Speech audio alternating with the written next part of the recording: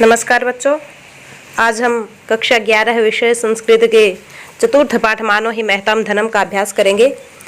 पहला प्रश्न है अभ्यास का, अधोलिखितानां प्रश्नानां उत्तरम संस्कृतेन देयम्। निम्नलिखित प्रश्नों के उत्तर संस्कृत में दीजिए।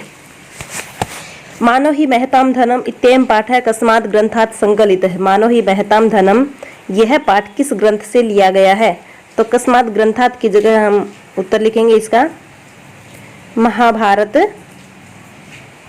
ग्रंथात, महाभारत ग्रंथ से, या हम महाभारतात भी कर सकते हैं, महाभारतात ग्रंथात कर सकते हैं,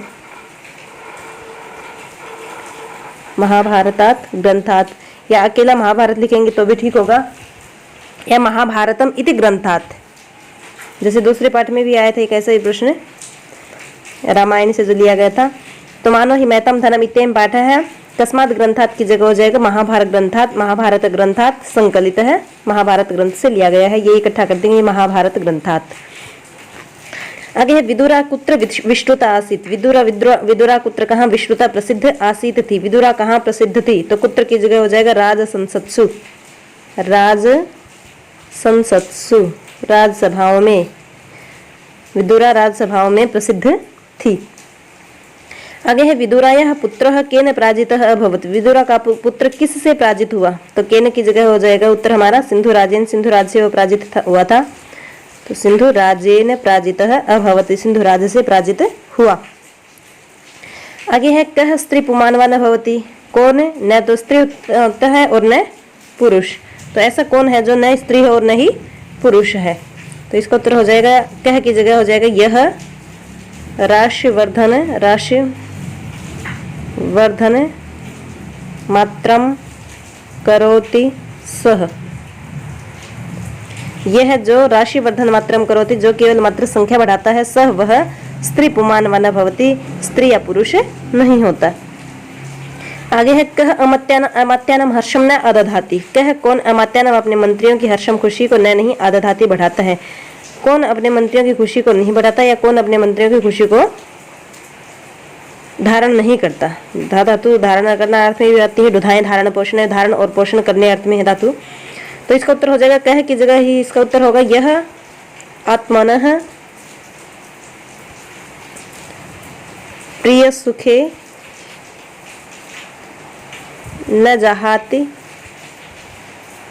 सह अमात्यानाम हर्षम न आदधाति। यह जो आत्मनः अपने प्रिय सुखे, प्रिय और सुख को न नहीं जहाति छोड़ता है, जो अपने प्रिय और सुख को, अपने प्रजा के लिए अपने प्रिय और सुख का त्याग नहीं करता, सह अमात्यानाम हर्षम न आदधाति, वह अपने मंत्रियों की खुशी को नहीं बढ़ाता या मंत्रियों को खुश करने वाला ऐसा राजा नहीं होता।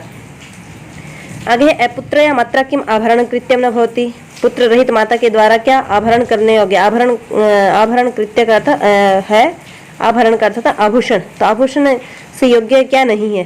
तो अपुत्र या मात्रा किम की जगह हो जाएगा भोगै ही जीवितेन वा, भोगै ही जीवितेन वा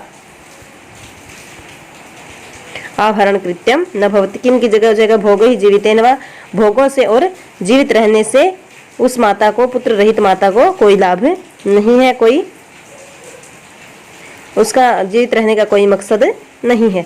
आगे कस्य जीवितम अर्थवत भवति। कस्य किसका जीवितम जीवन या किसका जीवित रहना अर्थवत भवति सार्थक होता है। किसी का जीना सार्थक होता है या किसका जीवित रहना सार्थक है। तो कस्य की जगह हो जाएगा उत्तर है इसका यह सर्वभूतेभ्यः आश्रयम ददाति। यह जो सर्वभूतेभ्यः सभी प्राणियों को आश्रय ददाति देता है। तस्य जीवितम अर्थवत होती, तस्य आगे हो जाएगा तस्य उसका जीवितम जीवन जीना ही अर्थवत होती सार्थक होता है। यह सर्वभूतानि यम पुरुषम आजीवंती तस्य जीवितम अर्थवत होती। इसका उत्तर ये भी कर सकते हैं हम कि यम पुरुषम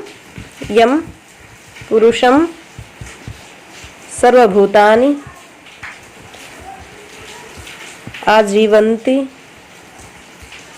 तस्य जीवितम अर्थवत भवति। कि यम पुरुषम, जिस पुरुष को सर्वभूतानि सभी प्राणी आजीवंती आजीवित रहते हैं, सभी पुरुष सभी प्राणी जिस पुरुष का आश्रय लेते हैं या जिस पुरुष के अधीन रहते हैं, तस्य जीवितम अर्थवत भवति, उसी का जीवन सार्थक होता है। आजीवंती का अर्थ जीविका चलाना, तो आजीवंती जीविका चलाते हैं सभी प्राणी जिस पुरुष का आश्रय लेकर अपनी जीविका चलाते हैं, तस्य जीवितम अर्थवत भवति, उसी का जीवन वास्तव में सार्थक होता है। आगे है यह आत्म प्रिय सुखे हित्वा। ये जो श्लोक है, इस श्लोक का आशय हिंदी भाषा में स्पष्ट करना है, तो ये आप हिंदी अर्थ को सुन के करें। आगे तीसरा प्रश्न है हमारा, रिक्त स्थानानाम पूर्ति विधेय, रिक्त स्थानों की पूर्ति कीजिए। विदुरा औरसम पुत्रम खाली स्थान। विदुरा ने औरसम पुत्रम अपने सगे पुत्र को जगर्रे अपमानित किया या सगे पुत्र की निंदा की। आगे हे का पुरुष, हे कायर पुरुष, खाली स्थान माशेस्व, हे कायर पुरुष उठो, उत्तिष्ठ, माशेस्व मत्सवो। या इसमें ये भी हो सकता है, हे का पुरुष एवं पराजितः माशेस्व, हे का पुरुष, हे कायर पुरुष एवं इस प्रकार पराजित होकर माशेस्व मत्सवो, या हे का पुरुष उत्तिष्ठ माशेस्व, हे कायर पुरुष उठो मत्सवो। आगे त्वत्कृते स्वयमेव मग्नम खालिस्थान उद्भावय। तुम अपने लिए, तुम खुद ही मग्नम डूबे हुए खालिस्थान को उद्भावय बाहर निकालो या प्रकट करो। तो मग्नम कुलम, अपने डूबे हुए कुल को इस दुख रूपी सागर से बाहर निकालो या उबारो। आगे यह प्रिय सुखे खालिस्थान श्रियम मृगयते, जो अपने प्रिय और सुख को खालिस्थान श्रियम मृगयते लक्ष्मी को खोजता है, तो यह प्रिय सुखे हित्ता, जो अपने प्रिय और सुख का त्याग करके लक्ष्मी की खोज करता है, स्वाभिमान की खोज करता है। आगे है माम अपश्यंता खालिस्थान अपि सर्वथा किम। माम अपश्यंता, मुझ न देखती हुई को, या जब आप मुझे न देख रही होंगी या मेरे न रहने पर खालिस्थान से भी आपको क्या लाभ है, तो इसमें हो जाएगा पृथिव्या अपि सर्वथा किम, पृथ्वी से भी आपको सर्वथा क्या लाभ।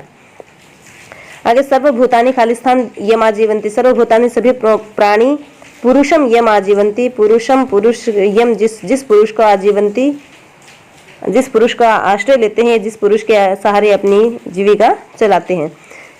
आगे स यथावत खालिस्थान चकार, स उसने यथावत जैसा उसको कहा गया था या विधि पूर्वक खालिस्थान चकार किया, तो क्या किया उसने, सर्वम अनुशासनम चकार, सर्वम अनुशासनम चकार, जैसा उसको निर्देश दिया गया था वैसा सब उसने चकार किया। आगे तीसरा प्रश्न है, चौथा प्रश्न है हमारा, अधोलिखितानाम शब्दानाम विलोमान लिखित, निम्नलिखित शब्दों के विलोम पद लिखिए। पहला है विष्टुता, विष्टुता का हो जाएगा विलोम अविष्टुता। सत्या का हो जाएगा असत्या। धर्मज्यम, अधर्मज्यम का हो जाएगा धर्मज्यम। अमित्रान का हो जाएगा मित्रान। का पुरुष का हो जाएगा वीर पुरुष है, वीर पुरुष है। अचिरेण का हो जाएगा चिरेण, और आसद्य का हो जाएगा अनासद्य, आसद्य का अनासद्य। आगे पांचवा प्रश्न है हमारा, पंचभी वाक्य ही विदुराया चरित्रम वर्णयत। 5 वाक्यों से विदुरा का चरित्र चित्रण कीजिए, या विदुरा का चरित्र लिखिए, चरित्र का वर्णन कीजिए। तो 5 वाक्य इसमें लिखने हैं। जैसे पहला ही जो श्लोक है वो, उसमें सारे पूरे श्लोक में विदुरा की विशेषताएं बताई गई हैं।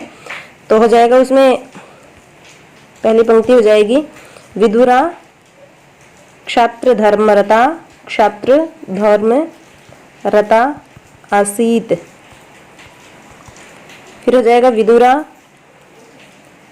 दीर्घदर्शिनी आसीत। तीसरा हो जाएगा फिर विदुरा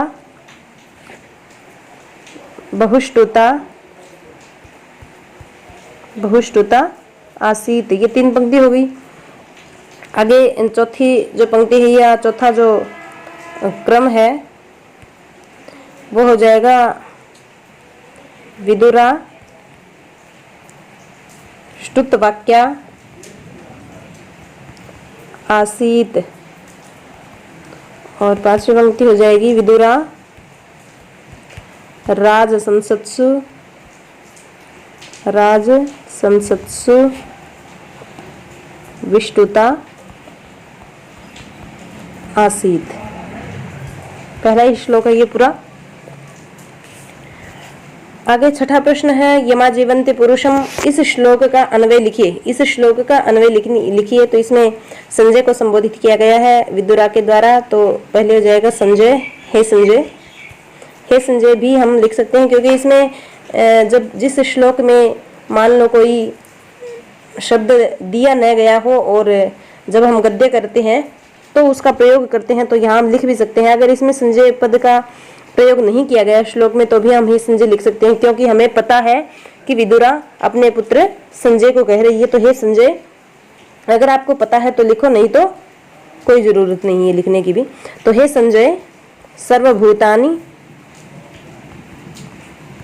यम पुरुषम, जिस प्रकार हम गद्य करते हैं, गद्यात्मक रूप देना है इसको, पद्य को गद्यात्मक रूप देना ही अन्वय कहलाता है।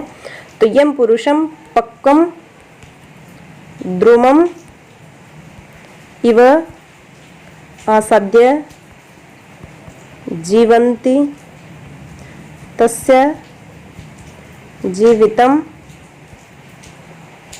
अर्थवत यहाँ भवती नहीं है श्लोक में, जब मान लो तो हम यहाँ भवती लिख सकते हैं कोष्ठक में। तो इसका हिंदी अर्थ क्या हो गया? ये जो गद्य पद्य था इसको हमने गद्य का रूप दे दिया कि हे संजय, सभी प्राणी जिस पुरुष का पके हुए पेड़ के समान आश्रय लेकर जीवित रहते हैं, तस्य जीवितम अर्थवत होते, उसी का जीवन सार्थक होता है। तो ये पद्यमय श्लोक जो पद्यमय जो रचना थी या जो श्लोक था उसका गद्यमय रूप हमने यहाँ अन्वय में दे दिया। आगे सातवां प्रश्न है हमारा, अधोलिखित पदानाम संस्कृत वाक्योषु प्रयोगम कुरुते, निम्नलिखित पदों का संस्कृत वाक्यों में प्रयोग कीजिए। पहला है विष्णुता। विष्णुता का अर्थ होता है प्रसिद्ध। तो विदुरा राज संसत्सु विष्णुता आसीत, विदुरा राजसभाओं में प्रसिद्ध थी। ये हो गया। आगे शयानम। शयानम का अर्थ होता है सोए हुए को। तो शयानम पुत्रम दृष्ट्वा पिता प्रसन्न भवत कर देंगे, प्रसन्न भवत। शयानम पुत्रम दृष्टा पिता प्रसन्न भवत, सोए हुए पुत्र को देखकर पिता प्रसन्न हुआ। आगे द्विषताम। द्विषताम का अर्थ होता है शत्रुओं का के की। तो इसमें हो जाएगा वीरः द्विषताम हर्षम न आदधाते। जो वीर पुरुष है वो शत्रुओं की खुशी को नहीं बढ़ाता, शत्रुओं के हर्ष को नहीं बढ़ाता। यह वीर है द्विषताम हर्षम, यह न आदधाति की जगह हो जाएगा अपहरति, हर लेता है। जो वीर पुरुष है वो शत्रुओं की खुशी को हरता है, शत्रुओं की खुशी को खत्म कर देता है। अगला है गतिम। गतिम गति को। तो सिंहस्य